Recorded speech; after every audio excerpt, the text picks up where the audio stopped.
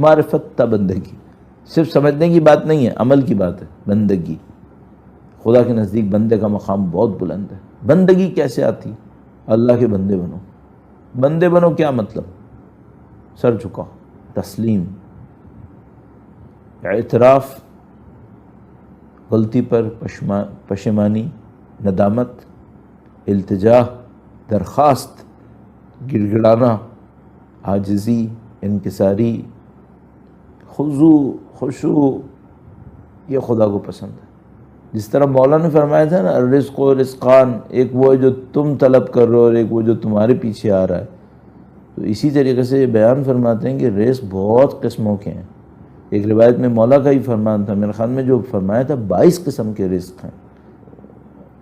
ہم سب جانتے ہیں کپڑے اصلی رزق نہیں ہیں، گاڑیاں اصلی رزق نہیں ہیں، گھر اصلی رزق نہیں ہیں، شہرتیں، دولتیں، طاقتیں، یہ اصلی رزق نہیں ہیں۔ اصلی رزق کیا ہے؟ محبتیں، پاکیزہ محبتیں، عنایتیں۔ وہ کہاں سے آتی ہے؟ باقی بہت ساری چیزیں خدا سب کو دیتا ہے، کچھ چیزیں چھانٹ چھانٹ کے دیتا ہے۔ اللہ کے نبی کے فرمان کی روشنی میں فرمایا کہ اگر دنیا کی حیثیت مچھر کے پر کے برابر بھی ہوتی تو مثلا اپنے فرعون جیسے دشمنوں کو نہیں دیتا، تو پھر مثلا کسی پوچھنے والے نے کسی روایت میں پوچھا کہ وہ کون سی چیز ہے جس کی حیثیت اللہ کے نزدیک ہے، اس کی حیثیت نہیں ہے، یہ سب کو دے دیتا ہے؟ کہا اس کی محبت، وہ ہر ایک کے دل میں نہیں ڈالتا۔ اچھا اب مثلا کوئی کہے کہ بھئی یہ تو لوپ میں پھنس گئے، وہ محبت ڈالے تو میرے اندر سے آہ نکلے۔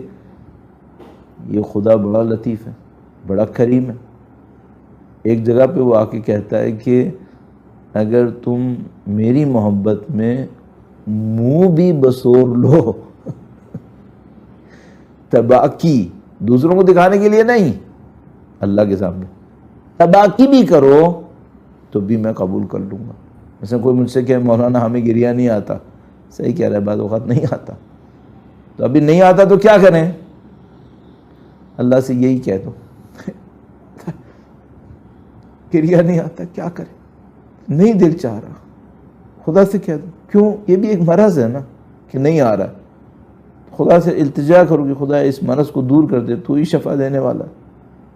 تو عزیزان محترم، لب لباب یہ ہے کہ ہمیں اس راستے کے اوپر بڑھنا ہے، پروردگار سے ہمیں طلب کرنا ہے کہ خدا ہماری تنہائیوں میں تیرا ذکر آ جائے، خلوتوں میں خدا کا ذکر ہو۔ لوگوں کے سامنے ذکر کرنا شاید ریاکاری کے لیے ہو، لوگوں کے سامنے ذکر کرنے کا پتہ نہیں ہوتا۔ اسی طرح مجھے ایک بات سمجھ میں آئی، یہ جو ہم مصائب پڑھتے ہیں کیمروں کے سامنے، لوگوں کے سامنے، لوگ گریا کرتے ہیں، بہت ثواب ملتا ہے، بہت ثواب ملتا ہے۔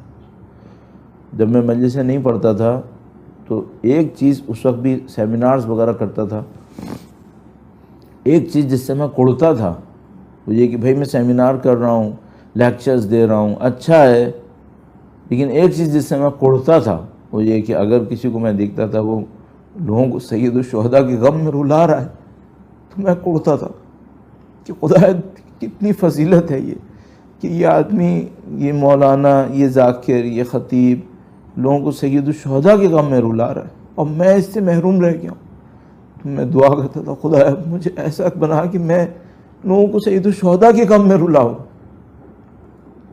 شاید لوگوں کے سامنے رلانے میں ایک ہے فضیلت، وہ اس کی بات ہے، اس کا ثواب ہے، البتہ اصل کیا ہے؟ اصل یہ کہ ہماری اور آپ کی تنہائیوں میں امام حسین ہو۔ چند جملے بس صاحب کی۔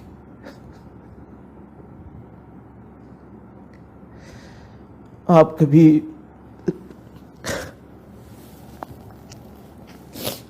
رات کی تاریکی میں اٹھے نا، بڑی عجیب روایت ہے ہمارے پاس۔